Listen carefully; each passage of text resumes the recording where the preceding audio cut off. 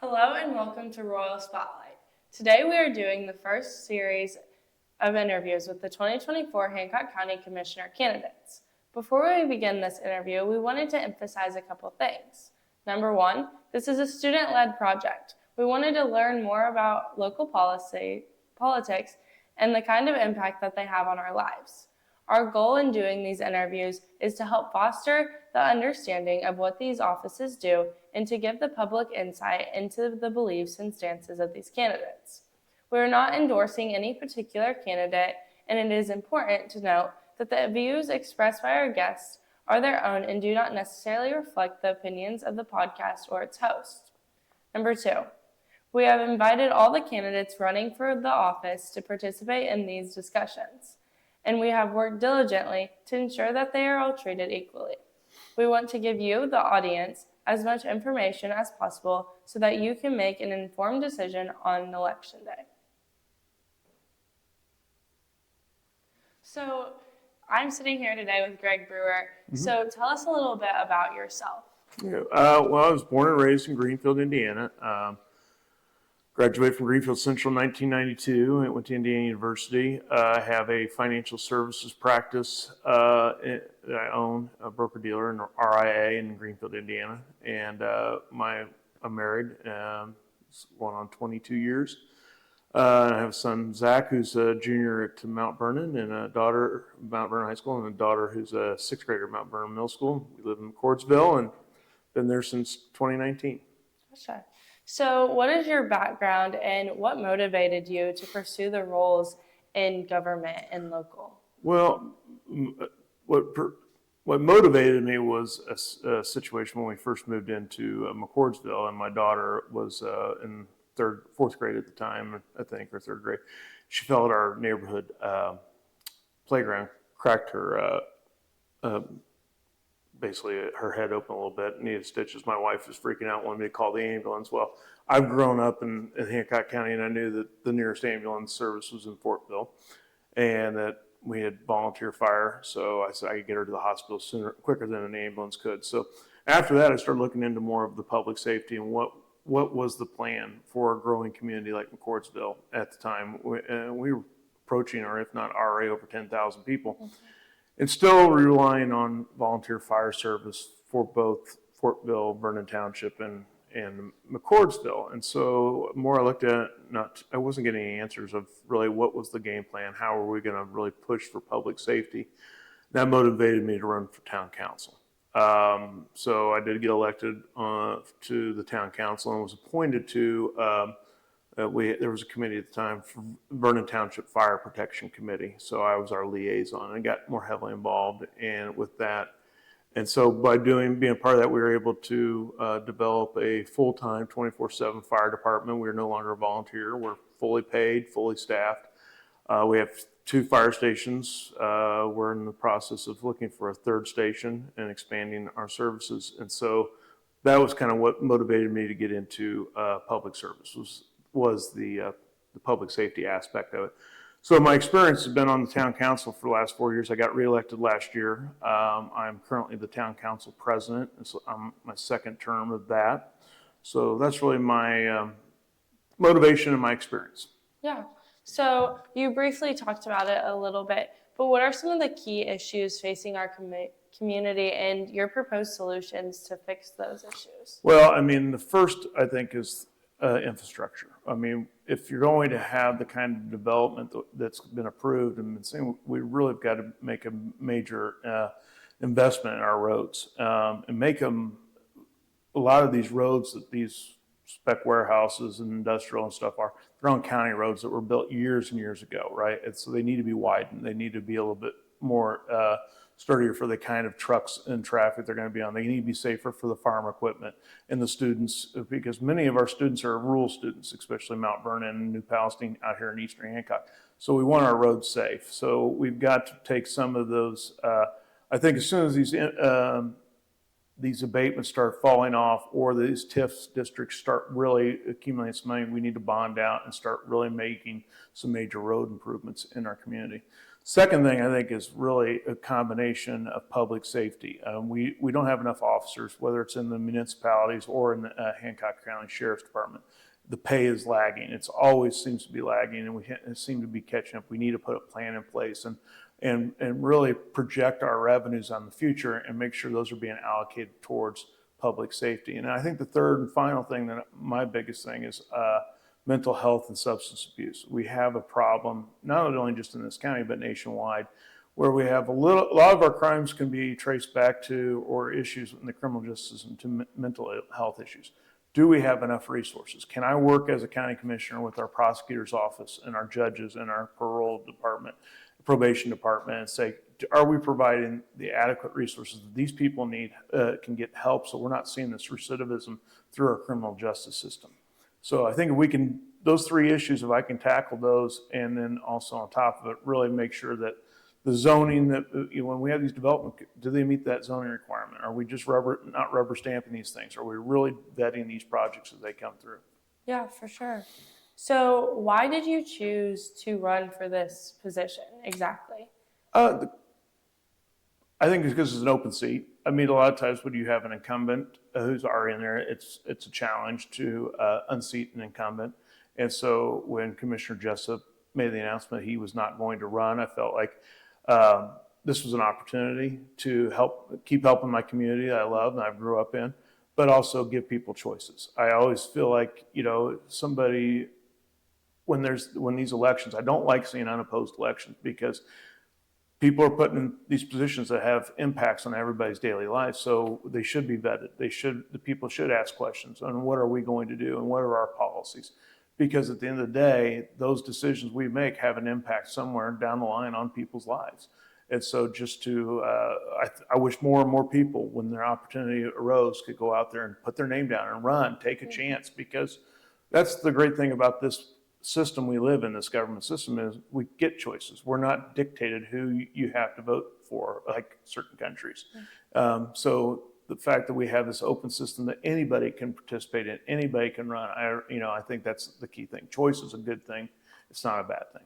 Yeah, for sure. So what do you hope or think that Hancock County is going to look like in 20 years, and what exactly does that look like? I hope it's still one of the safest communities to live in.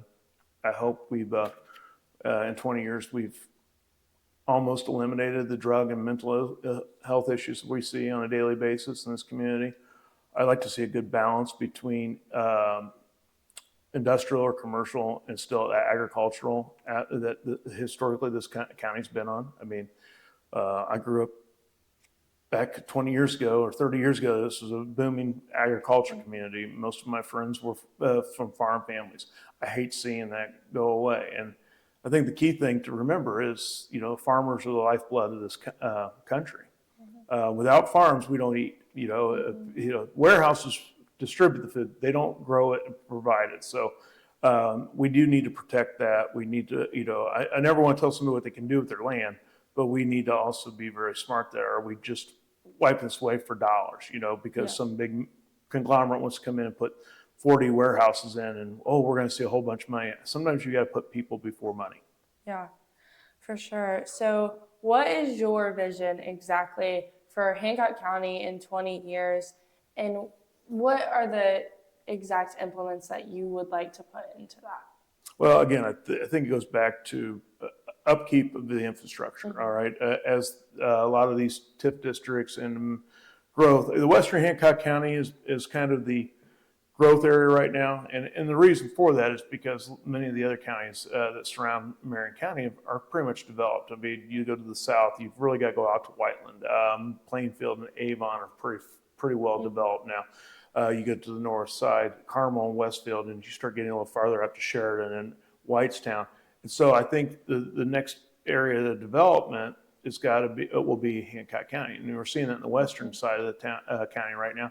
So it's got to be really strategic and it's got to be systematic. And I think when you're in such high demand, you can be very picky on what kind of projects you want to have there. I think sometimes there's that feeling by we have a lot of experts that come and talk to us and tell councils, here's what you should do and trust us. I think we got to really be diligent and say, can we be a little bit more picky? Can we wait? Because sometimes I think we rush the process, and sometimes we get a bad product by rushing and not really doing our homework more, because we feel like it'll be a missed opportunity if we don't act.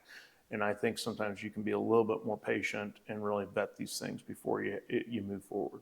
So my vision of 20 is to really make sure that we're not crowding out or encompassing industrial around residential areas or small towns or communities like Mohawk and Fort Bills and out here in Wilkinson and Shirley area. We want to make sure that if that development's coming in, there's a good enough buffering. There's a buffering between that residential and those commercial and industrial aspects. So I think that's the key thing for the next 20 years is working and making sure the comprehensive plan doesn't have a short-term vision, but a long-term vision, and protects the residents, because without a residents, you don't have a county, or you don't have towns, and you don't have government. So residents are more important to me. They're what make a community at the end of the day. Yeah. So with the growing community, since Hancock County is one of the largest growing communities, how are some of the ways that our county government manages this growth and the population just continuing to grow? Well, the biggest thing is making sure zoning ordinances are being enforced the way they were designed. I think a lot of times what happens is we see a farmer wants to sell his land because they don't have the ability to pass it, so they want it rezoned to an industrial. Well, does that fit into the comprehensive plan? Is that zoning encroaching on other zonings that we have a future plan for?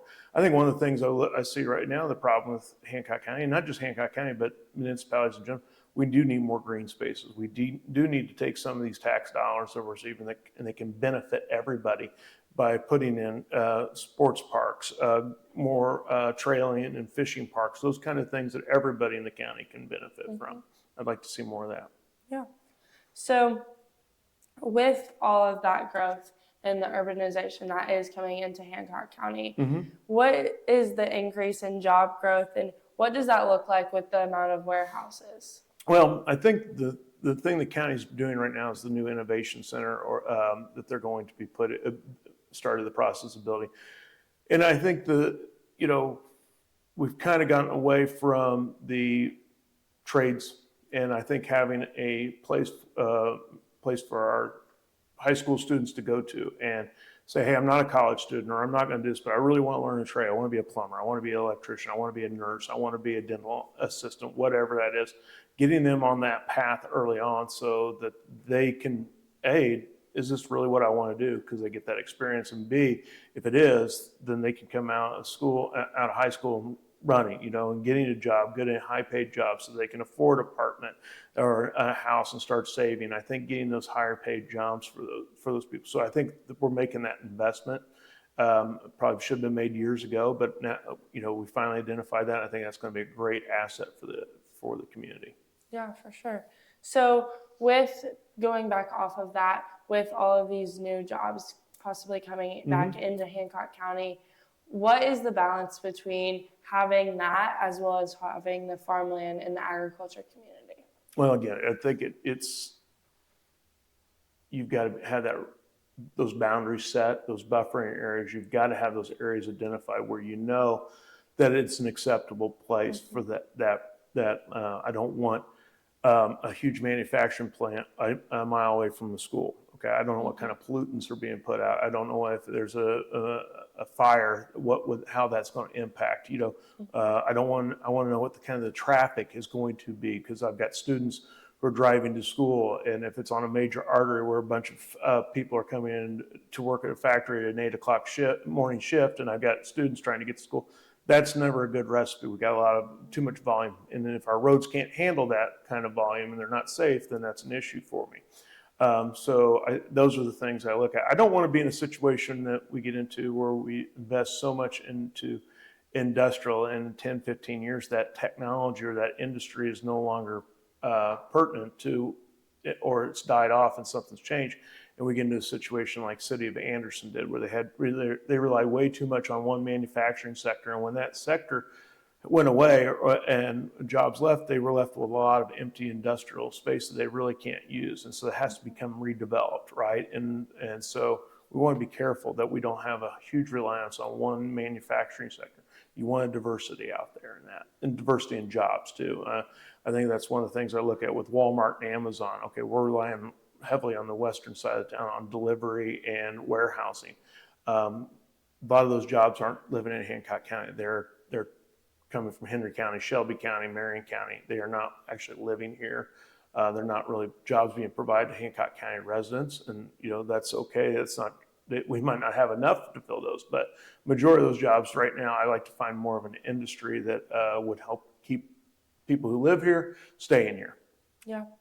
So what is the difference between power in your current position into the next position? Well, I wouldn't say there's power, but it's decision making. So the decision making at a town council level is a little bit more micro, and whereas the decision making you'll be doing on a county commissioner level, especially with ordinances, zoning, the budgeting and deciding, working with the different departments to find, that's a little bit more macro. So it's a bigger picture. As you get into the different levels of government, I only have so much control in our geographical area right now in McCordsville, and things we do and things we allow in, and we have really little to no taxing authority. We can't raise the income tax, we can't raise property tax, we can't lower it, we can't on the other end, and neither can commissioners. So that's more of a state level. So each level you get into, you start branching out and have a little bit wider impact on those things. So the decisions by county, that's kind of one of the reasons I also ran, was because McCordsville, Vernon Township, Buck Creek, Fortville were the second largest, fastest growing community in the state of Indiana. We have if you look at the population just of Vernon Township alone, we're almost 30,000. The county has about 70,000 residents, or a little bit more. So we're the second largest population, and we have nobody at the county level in the commissioner seat speaking on behalf of what's happening on that side of the county. You have Commissioner Spalding, who lives in New Palestine. Not to say that he doesn't have all the county's interest, but he lives in New Palestine, right? He knows what's impacting New Palestine. You have Commissioner McDaniel. He lives in Greenfield. He knows the things that will, or how things will impact Greenfield. We really don't have anybody on the second largest population sitting in the highest powerful position of the county. We don't have a voice sitting there. So that's another reason I'm seeking that position, just to give a voice to those residents. Yeah. So one final question. Mm-hmm. What is your favorite restaurant in Hancock County? My favorite restaurant is Fox Garden in Fortville. And Jake Burgess, I've known for a couple of years. I like the atmosphere. You can't go. It's the way, but the atmosphere is great. The food is fantastic. It's got that great local feel. So that's probably my favorite restaurant. And he's also, the great thing is he's bought a couple of my other favorite restaurants that are outside. But he does a great job. So yeah, it's probably my favorite one. Yep. Thank you so much for doing this interview and taking time out of your day to come do this. More than welcome. I'm glad to see that you guys are really taking interest in government. I think more people do. I always tell my sixth grade daughter, more people know what Taylor Swift is doing than what's going on in their government. So I'm glad you guys are taking at least a deep look into what's going on. So yeah. Thanks. Thank you. Appreciate it.